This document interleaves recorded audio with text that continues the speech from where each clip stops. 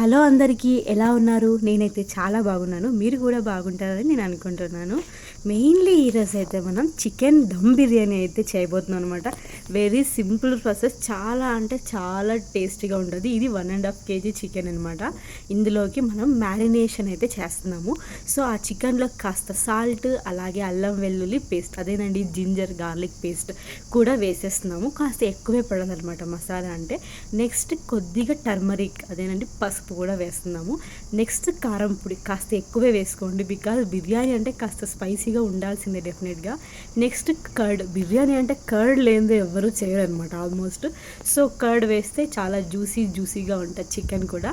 Next curd వేసిన తర్వాత next కాస్త ధనియా పౌడర్ కూడా వేసేసి మొత్తం అయితే మనము మంచిగా మిక్స్ చేసేసుకోవాలి ఫాస్ట్గా. అలాగే ఫాస్ట్గా అని కాదు, చేసేసుకుని సైడ్కి పెట్టేసుకుందాం. ఇప్పుడైతే మనం బిర్యానీ ప్రాసెస్ని అయితే స్టార్ట్ చేసేస్తున్నాము. ఒక కుక్కర్లో మనము ఆయిల్ వేసుకున్నాక ఇందులో చూపిస్తున్నాను కదా, మనం బిర్యానీ మసాలాస్ మొత్తం అయితే మనం వేసేసుకోవాలి. అవి కాస్త లైట్గా వేగిన వెంటనే నెక్స్ట్ స్లైసెస్గా కట్ చేసుకున్న ఆనియన్స్ అన్నీ వేసేసి మంచిగా అయితే ఫ్రై చేసుకోవాలి.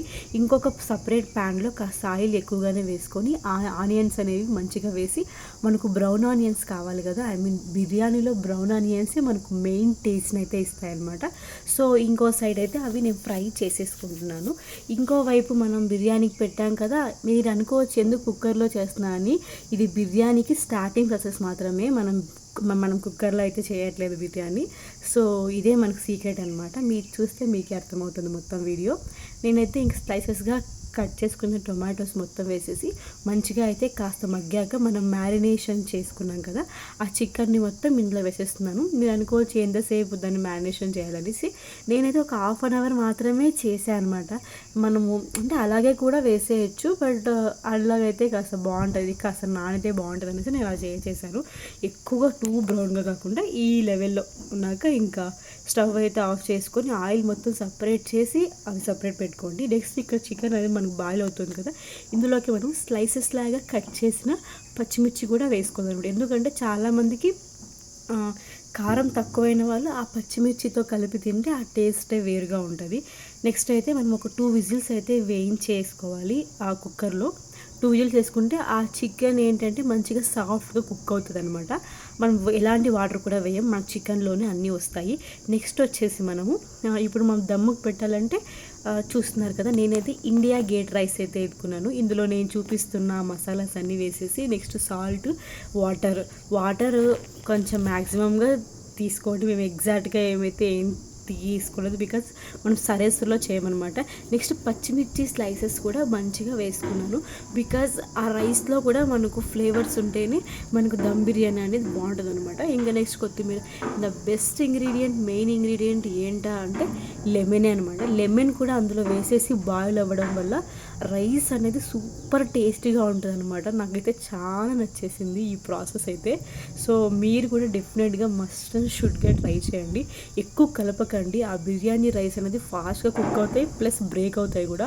సో నేనైతే ఆ చికెన్ అనేది కుక్ అయింది కదా, అందులో నుంచి కాస్త ఆయిల్ అయితే సపరేట్ చేసేసాను, మనకు దమ్ముకి యూజ్ అవుతుంది అనేసి. సో అందులో ఉన్న మనం కర్రీలా చేసుకున్నాం కదా, సో మంచిగా అలా లేయరింగ్లా ప్రతిదీ క్లీన్గా ఒక పొరలాగా పరిచేసి క్లీన్గా మనమైతే ఇంకా దమ్మునైతే స్టార్ట్ చేసేసాము.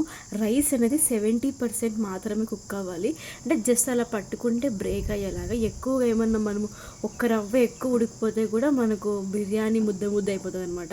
చూస్తున్నారు కదా టెక్స్చర్. ఇక్కడ నేను ఇంకా ఆపేసి కాస్త వేడిగా ఉన్నట్టే డైరెక్ట్ ఒక జాలరీ లాంటిది తీసుకొని క్లీన్గా అయితే మనం అలా వేసేసుకుంటున్నాము. బికాజ్ ఈ దమ్ ప్రాసెస్ మనకు మెయిన్ ఇంపార్టెంట్.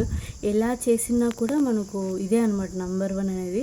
మీరు సాల్ట్ కానీ మెయిన్ కారం కానీ ఆల్మోస్ట్ మీరు పర్ఫెక్ట్గానే వేసుకోవాలి, బికాజ్ మనకు రైస్లో కూడా ఉంటుంది, చికెన్లో కూడా ఉంటుంది. సో దాన్ని చూసి వేసుకుంటే మీకే మంచిది. లేదంటే ఏదో ఒకటి ఎక్కువైనా మనకు బిర్యానీ దొబ్బుద్ది. సో చూస్తున్నారు కదా, చాలా సింపుల్ ప్లస్ సూపర్ టేస్టీగా ఉంటుంది. మీరు బిర్యానీ కోసం హోటల్కి వెళ్ళేది కూడా వేస్టే అనమాట. ఆ లేయరింగ్ చేసేటప్పుడు కూడా మనం దమ్ముకి ఎక్స్ట్రా మళ్ళీ పచ్చిమిర్చి కొత్తిమీర పుదీనా కూడా చిన్న చిన్నగా కట్ చేసుకొని లేయర్కి వేయడం వల్ల ఆ ఫ్లేవర్ అనేది ఇంకా చాలా బాగుంటుంది. మెయిన్లీ మనం దమ్ రైస్ అయితే చాలామంది ఏదో నార్మల్గా ఓన్లీ బిర్యానీ మసాలా ఒక్కటే వేసి దమ్ చేస్తుంటారు. సో అంత టేస్ట్ అనిపించదు. కాబట్టి ఎప్పుడైతే మనము కొత్తిమీర ఎక్స్ట్రాగా మళ్ళీ అలాగే లెమన్ ఇవన్నీ కూడా ఎక్స్ట్రా పచ్చిమిర్చి ఇవన్నీ వేసి చేస్తే ఆ టేస్ట్ అనేది ఆ ఫ్లేవర్కి ఆ రైస్కి చాలా బాగా పడుతుంది. అప్పుడే మనకు దమ్ ఎక్సలెంట్గా ఉంటుంది. డెఫినెట్గా మీరైతే ఇది ట్రై చేసి నాకు చెప్పండి, కమెంట్స్ కూడా చేయండి బాగుందా వరస్ట్గా ఉందా అని. ఎవరు వరస్ట్గా ఉందని చెప్పరు, బికాజ్ నాకు చాలా చాలా చాలా ఫేవరెట్ అయిన బిర్యానీ అనమాట ఇది నేను చేయలేదు, మా అక్క చేశారు. బట్ నేను హెల్పింగ్ చేశాను, నేను వీడియో తీస్తున్నాను.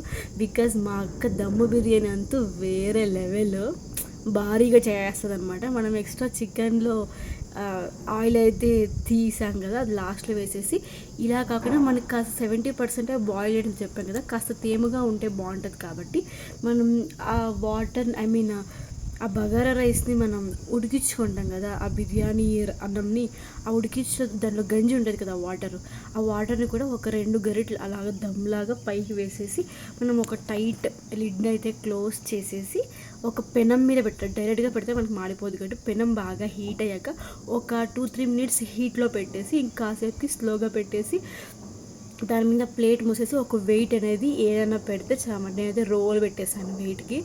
సో ఒక 5 మినిట్స్ అయ్యాక ఓపెన్ చేసి చూస్తే మన సూపర్ టేస్టీ దమ్ బిర్యానీ అయితే రెడీ అయిపోతుంది.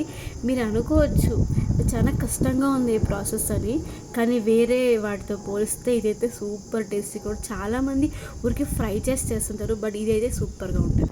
సో చూసేసారు కదా, బయట తినడం బదులు ఇంట్లోనే ఇలా సింపుల్గా నేను చూపించినట్టు చేసి తినండి. సో మీ ఫ్యామిలీ కూడా ఫుల్గా అయితే ఇంప్రెస్ అయిపోతారు, బికాజ్ వాళ్ళకు టేస్ట్ అంత బాగా నచ్చేసింది. So thank you for watching, keep supporting me. By.